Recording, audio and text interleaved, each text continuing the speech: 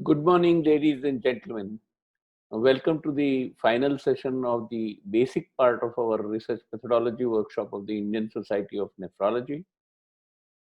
I wish to express my sincere gratitude to my colleagues on the organizing team, especially Dr. Atul Mule, Valentine Lobo, Priyamvada, Dr. Edwin Fernando, and Narayan Prasad, who, who are the real workers behind this. I just coordinated them and got unstinting support from all of them. So thank you very much. I also thank you all for registering in large number. However, I'm a bit disappointed that we had more than 400 registrations. However, on an average, the um attendance was around 120, the lowest being around 65 and the highest being around 170, or the median comes to somewhere around 120. When we asked questions through WhatsApp as well as through emails, uh, the response was less than satisfactory, in the sense that on questionnaires, out of the 411 registered emails that we sent, I got responses to less than 75 persons, and uh, many did not give any response. There are about 10 emails in that registration group, which we checked and rechecked and rechecked again. However, the emails bounced back saying individual not found. Now, that was the only disappointing aspect. Finally, I want to also thank every speaker who made this workshop, at least to me, a very, very learning experience. And I think all the participants who are regularly attending also feel the same. Now, assuming that because these are heavy clinical load days, particularly with COVID going around, equal number of people were busy with their clinical responsibilities and hence could not attend. Even then, the attendance is about 50%, which for uh, a elite group of people who are basically nephrologists and postgraduate students, I think is is far from what one would have wanted it to be. Having expressed my disappointment, what we have done as a by the organizing group is to uh, record all these sessions and keep the recordings on a YouTube channel. And you're welcome to subscribe to the ISN's YouTube channel and visit these now or later on. These will be there on. These are also on the website of the Indian Society of Nephrology. So please take full advantage of it. Ask your colleagues to take full advantage of it.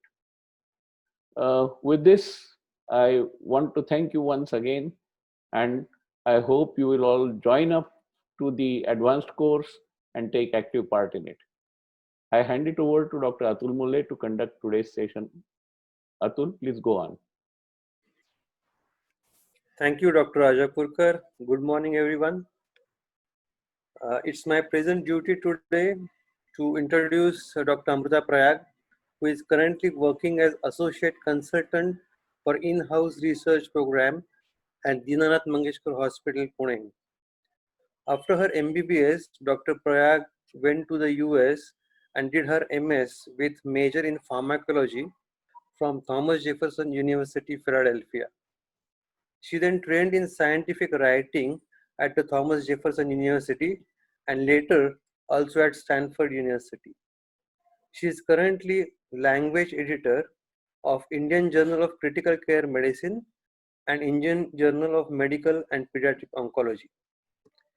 She will be speaking to us today on how to write a manuscript, particularly what journals expect from a well-written manuscript. Dr. Prayag, please. Good morning, everyone. Thank you, sir, for introducing me. So, as mentioned, I'm going to be speaking about the overview and principles of scientific writing. Um, First of all, what makes coming to why is scientific writing important? So it is the most vital means of communicating scientific work to other readers in the same field. It's important to document and communicate ideas and improve collaboration and an easier access to cross-disciplinary knowledge. So what exactly makes scientific writing good? Many a times what happens is we would think that the authors would think that it is important to sound very elegant while writing, or also to sound smart, whereas this may be important while writing, let's say, a novel. When it comes to scientific writing, you need to be more clear and effective, and give less importance to sounding more elegant. You need to get your ideas across clearly and effectively. That is your main goal. You need to use language that is very simple and direct without using any complicated words or complex sentences. You need to be objective in your work while writing, present both sides of an argument, do not have any bias or personal feelings. This would just make your work sound more professional and credible. Avoid using words like appalling or wonderful when you write your manuscript. This would bring in bias. Be very brief in your writing, keep it short and to the point. Be very precise. Again, do not use words like almost or several. These are not precise. You need to have precise numbers when you present a scientific manuscript. It's very important to take a stance on a particular topic, but at the same time, avoid using very strong claims and probably stick to sentences like this would suggest that. So these are just a few things that would make your work look more professional. Indexing databases like PubMed, they have a set form of guidelines that they want the authors and journals to adhere to. These guidelines are basically set forward by committees like WAME, that's the World Association of Medical Editors. It's a committee that's formed by editors of reputed journals throughout the world.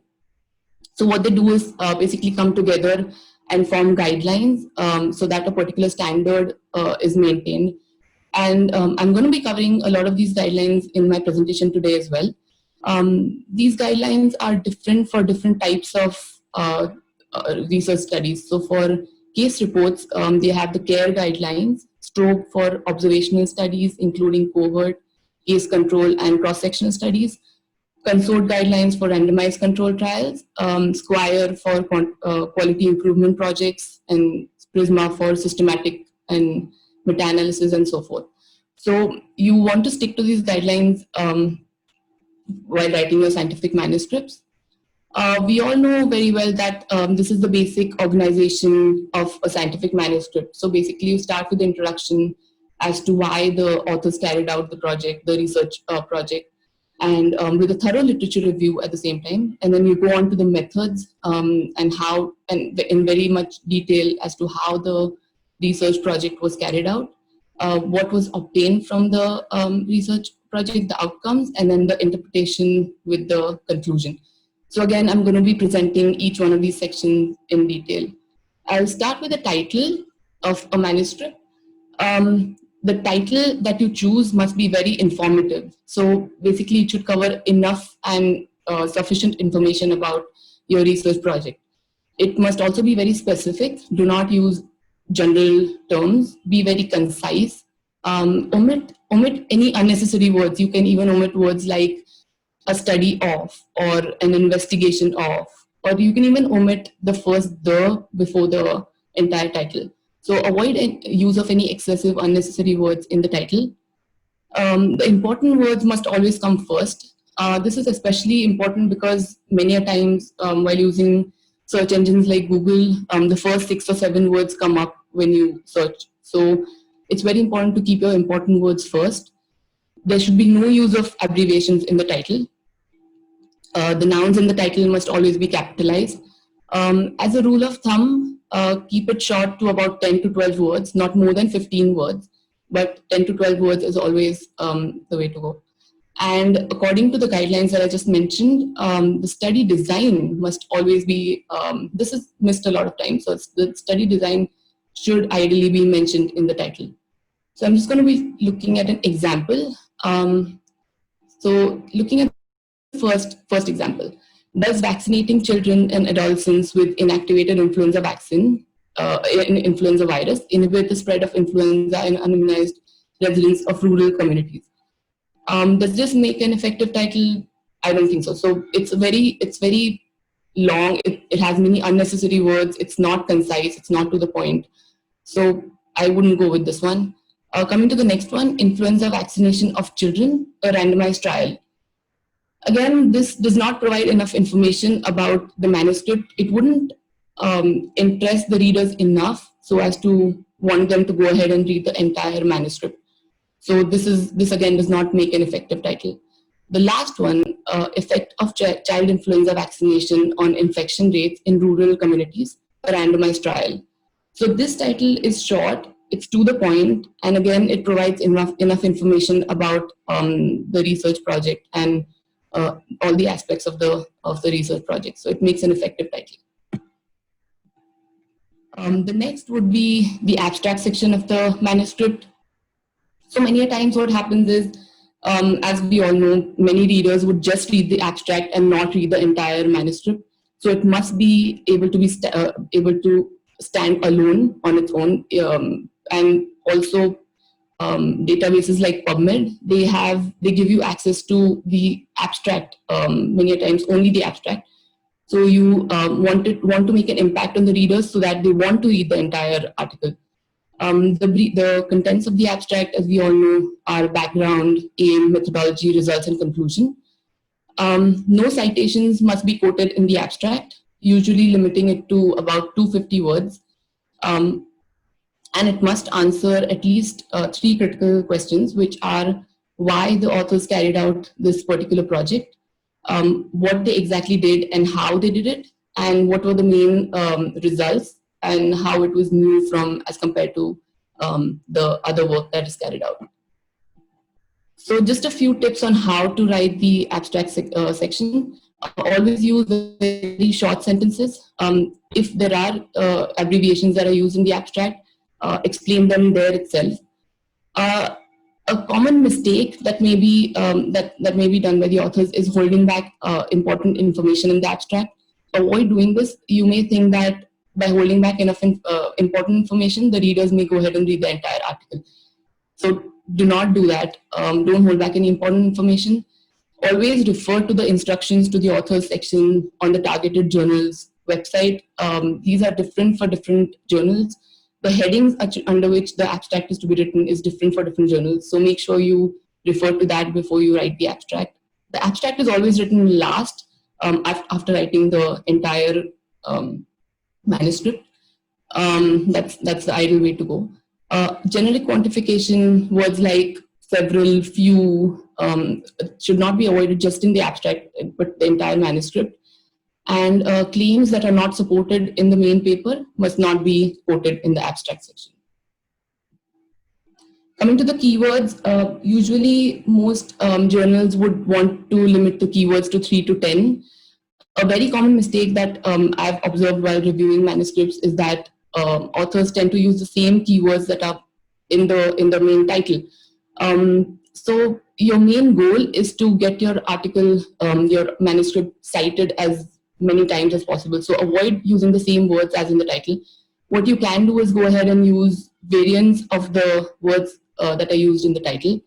Also avoid using general terms. For example, DNA or protein. These are not useful for pulling up your article. So do not use general words. There's a browser called Mesh on Demand that the authors can use for selecting their keywords. Going to the introduction section of the manuscript, this must be written in present tense. It provides a framework for the entire paper. It provides a background that leads to a clear statement of the specific issue that your paper will be addressing, and followed by outlining your main objectives. So how is the introduction section organized? So basically, we call it the funnel type of organization. You start with a more general overview of what is known in that particular topic and particular study that you're carrying out. And then you go to the unknown facts about that particular topic. And then lastly, you go to your main aim or objective and how your study would be fulfilling those gaps between the known and the unknown. So it's basically written in about 2 to 3 paragraphs. So the first paragraph would be what is known with a thorough literature review about a topic, and then go to the unknown, and the last paragraph would be the objective. So as I said, the first 3 sentences of the first paragraph of the introduction should present the issue that will be addressed by the paper. Carry out a very thorough literature review, and it should be complete, fair, balanced, and to the point, very relevant to the study. And all of this must be included in the first paragraph. The second paragraph would include the importance and novelty of the work that to be stated in the introduction, and any gaps in the present understanding of the field and why it's necessary to fulfill these gaps. Basically the unknown, like I mentioned. A few pitfalls here are that you may miss out on an important paper, or you may end up overstating the novelty of your work. Avoid doing both of these things. And then coming to the last paragraph of the introduction, you would end it by by stating your aim or objective of your research paper.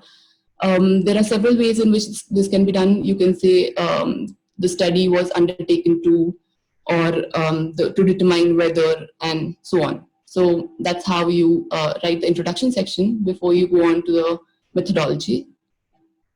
In the method section, now a very common mistake that I've come across while reviewing manuscripts is that many authors start the method section as this is a prospective study. This is completely not it's supposed to be written in past tense. The study has already been carried out in the past, and that is why you're submitting your manuscript to the journal to be published. So make sure that this is written in past tense. The study design should be included in the method section, whether it was a prospective, retrospective, cross-sectional, it must be included in the method section. The details of the location where the study was carried out, how the data collection was carried out, everything, the inclusion and exclusion criteria, method of selection of participants, sample allocation, the primary and secondary outcomes of the study, confounders, if any, must be stated. Another common mistake is that the sample size for the study is mentioned. However, the authors miss out on mentioning how the sample size was derived at. So this should also be included. Statistical methods under a different heading, as we all know, and in great detail. For example, when you use SPSS, the version of the SPSS must always be mentioned. The formulas, the measurements, everything needs to be included. Many a times what happens is the authors, they do end up mentioning that an institution ethics committee approval was obtained for the study. However, the board name or the approval number or date of approval is missed out. So make sure that this is also mentioned in the methodology section, whether a written informed consent was obtained or waived, and the reason why it was waived. Coming to the next section of the scientific manuscript, the results part. This is written in past tense, basically includes what the authors found out. The contents of this part would be results and data. Now these two things are not the same. So including only the results presented in the form of text is without presenting the data is to be avoided, and vice versa. Only presenting the data in the form of tables and figures and not including the results should be avoided. So both of these things need to be included. As I said, they are not the same. So data are facts. They're often numbers obtained from experiments or observations. And the results are the meaning and interpretation of this data. So data can be presented as raw. For example, concentration of a measured variable. It can be summarized. Example, mean or standard deviation, or transformed in the form of percentages. whereas results are expressed as statements that explain or summarize what the data show. So I'm just going to be taking an example. So mean fasting blood glucose was 180 in patients with type 2 diabetes, and mean fasting blood glucose was 95 in non-diabetic subjects. So if you want, this is the data, these are the numbers. So if you want to present it in the form of results, you want to summarize it and quote it as in the interpretation, you would say mean fasting blood glucose was significantly higher in patients with type 2 diabetes than in non-diabetic individuals. So both of these things need to be included in the result section, the data and the results. How do you organize the result section? There are a few ways of doing it, 3 ways of doing it, to be precise.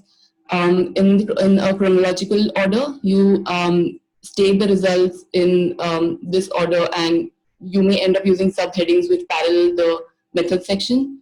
This is the most common way of doing it, and the most straightforward way of presenting the results.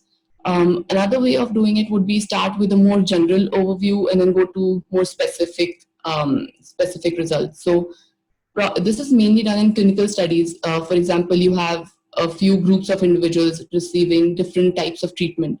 So what you may do is start with the more general characteristics of the study population, like gender or age distribution, and then go to the group receiving control treatment or the standardized treatment, and then give the data and details about that group, and then go to the disease or the group receiving the investigational experimental treatment, and then present that. So this is another way of doing it, or you can go from the most to the least important results. A few tips on writing the result section.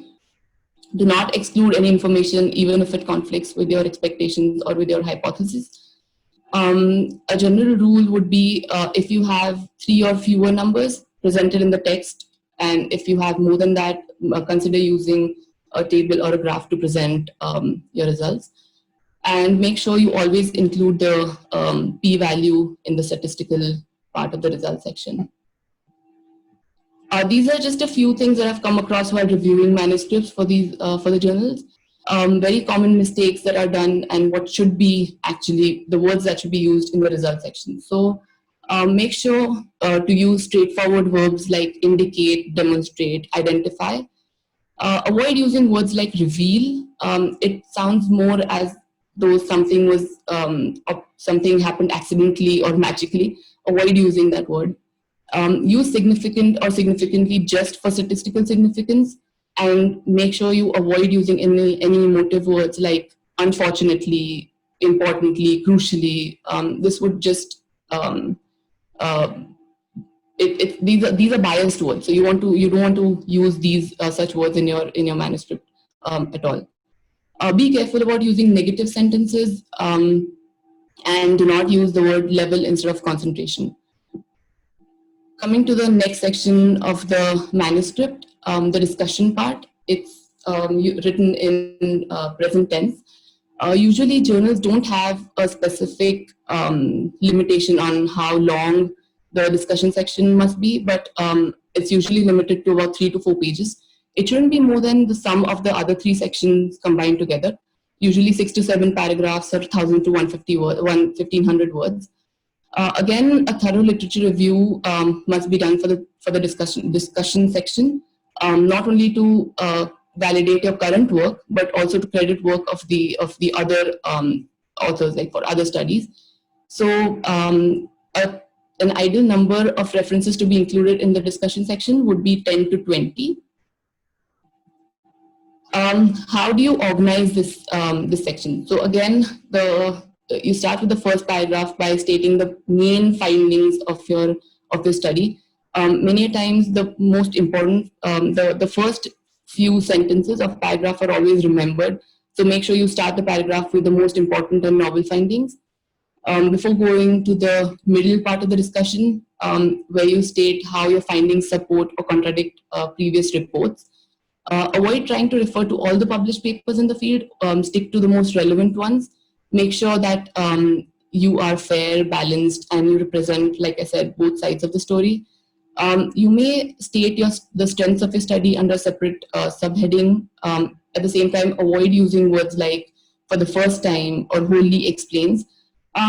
This would actually inflate the actual worth of your result section, and it cannot even be reliably confirmed. So avoid using such words.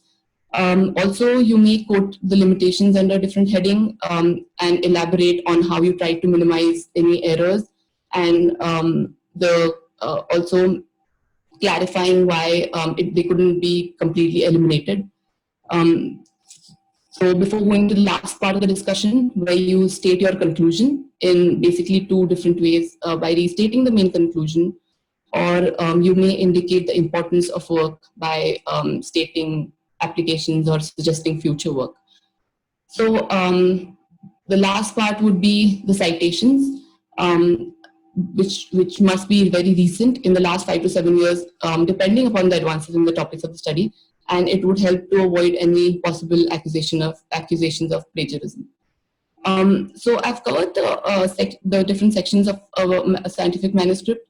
I'm just going to be going through a few tips, general tips on how the manuscript must be written.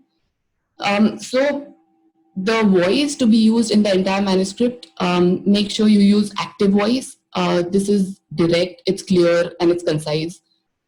So for example, say Smith et al. Investigated the relationship, instead of saying, using passive voice and saying the relationship was investigated by Smith et al. This sounds very weak. It does not communicate your idea easily. It's very easy to understand when you state it in an active voice. So that is one thing that should be remembered.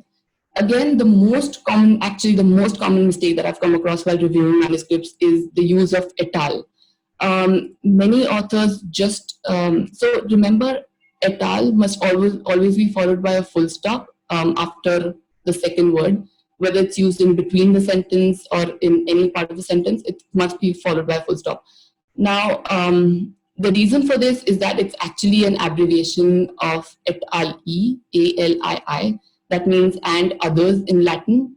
So because it is an abbreviation, it must always be followed by a full stop. And how many authors are to be before et al? What is the number of authors before the use of et al? So as per the Harvard referencing guide, if a manuscript has 1 to 3 authors, you may list down all their names. But if the manuscript has 4 or more authors, you may go ahead and quote the first author's name followed by et al.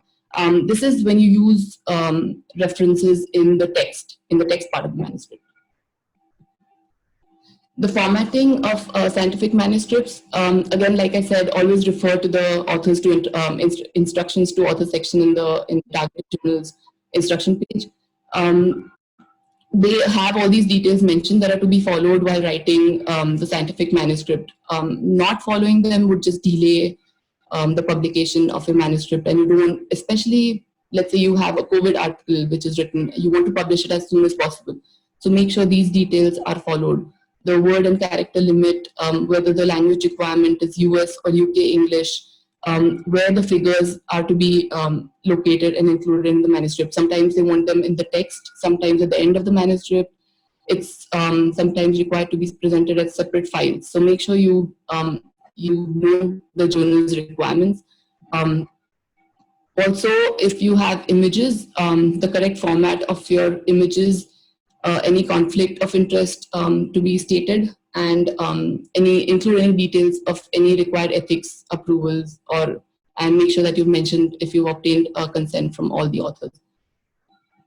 Many a times, the journals want you to submit a cover letter along with the your main paper. I'm just going to be letting you know in short how this cover letter is to be written. Always address the editor formally by name. Start your cover letter by addressing the editor by name. Limit it to about 1 page, not too long. And a common mistake is just copy pasting your abstract onto your cover letter. This should not be done. So the first paragraph of a cover letter includes the manuscript name, the author's name, the type of manuscript, and the journal's name that you are submitting it to. The second paragraph would give the rationale behind your study and the major findings from your research, and then going on to why your manuscript would be a good fit for the journal and why the readers of the journal would be interested in reading this work.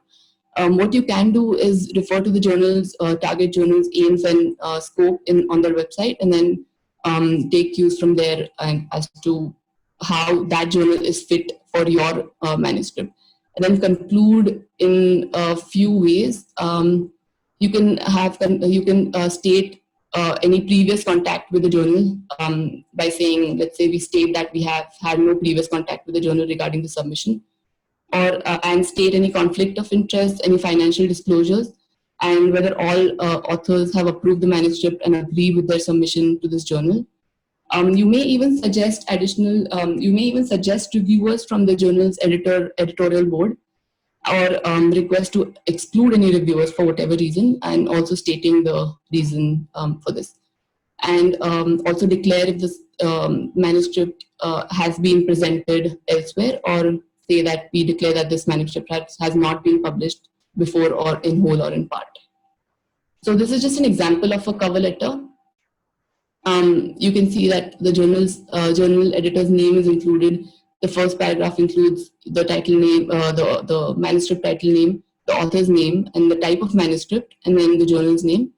And the second paragraph includes how why the study was carried out in the main findings, and then declaring any conflict of interest and so on.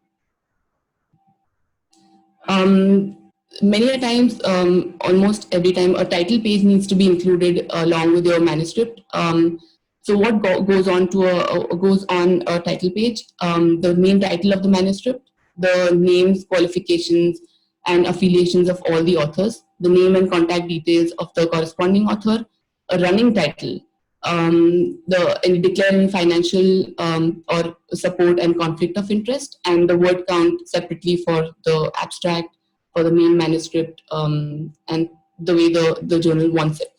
So what exactly is a running title?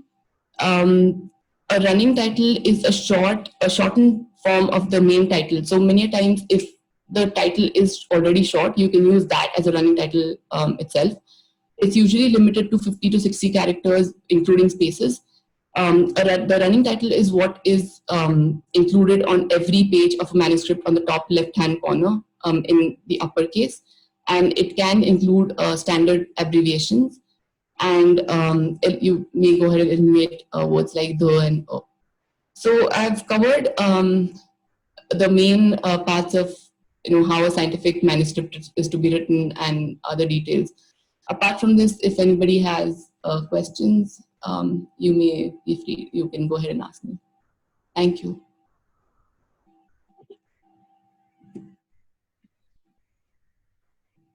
Thank you, Dr. Prayag, for an excellent deliberation. There are a few questions. Can we start a question answer session? Yes, sure. The first question is, can abbreviations be used in abstract? So like I said, if you use abbreviations in the abstract, you need to explain them there itself.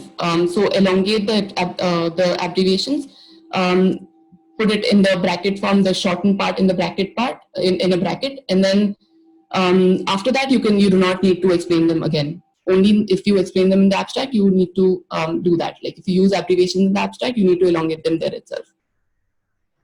But you can use abbreviations, but obviously you need to explain them. The next question is, can you please explain what are the components of a running title as compared to actual title? So can you repeat that please?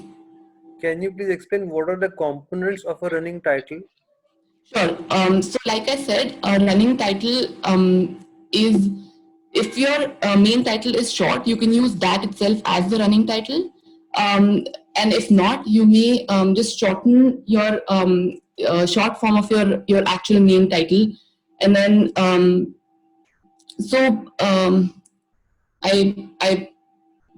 I could have given an example, but So basically, just shorten your main title to a 50 to 60 characters long, and then without using unnecessary words like the and and then you can include that.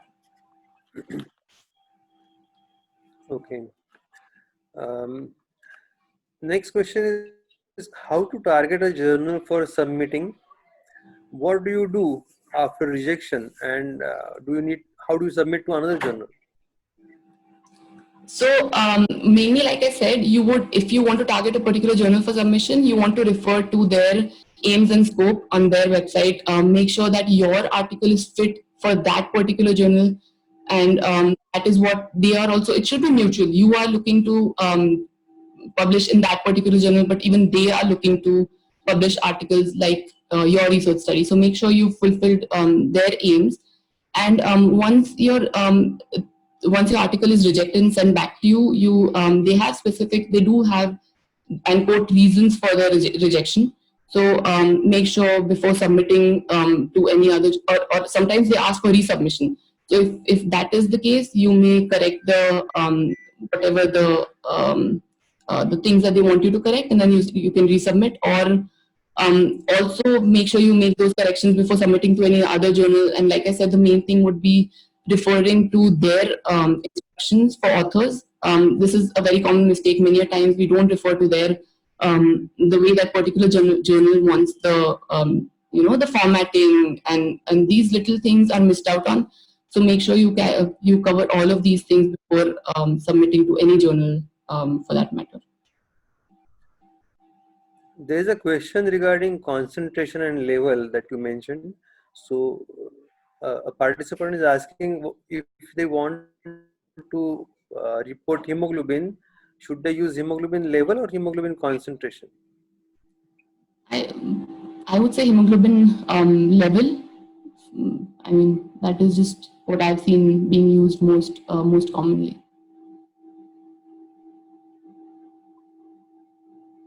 Okay. What is the best way to use figures and graphs? So best way in the sense you mean the format, or in what exactly, in what context is? Yeah, the question is not clear. So maybe we'll go to the next question. Sure. How important is it for retrospective studies to mention IRB permission or ethics permission? No, it is very important. All of these studies, whether even if it is a retrospective study, you need to have an ethics committee approval. In retrospective studies, the consent can be waived because it's anonymous. It's the data which was already obtained before. But ethics committee approval needs to be mentioned and needs to be obtained for retrospective studies. Next question is about fonts. Are there any preferred fonts and font sizes? Yes, so generally we stick to Times Roman 12. That is the most commonly used. Again, many of these journals have a specific font that they want you to write your manuscripts in. This may be mentioned in the instructions for the author section again. If not, stick to Times Roman 12. Is there any limit for abbreviations to be used in article, and do journals really send the manuscript to suggest reviewers? Not really. No limitations on how many abbreviations can be used. But again, every time you use an abbreviation the first time, always make sure you explain it the first time, and then after that you can use the short standardized short forms. But every time you use it, even if it's like you said in the you asked in the abstract, make sure you explain it there, and then you can use the shortened form. Another question regarding abbreviations. If abbreviations have already been used in abstracts, can they be continued to be used in the main text? Yes, they can. So once you use it for the first time, like I said, later on you can use them as short forms. What should be included as supplementary data? So anything, many times you have a lot of raw data available which you don't want to include in your main manuscript. Such type of data can be submitted as a supplementary report along with your main manuscript.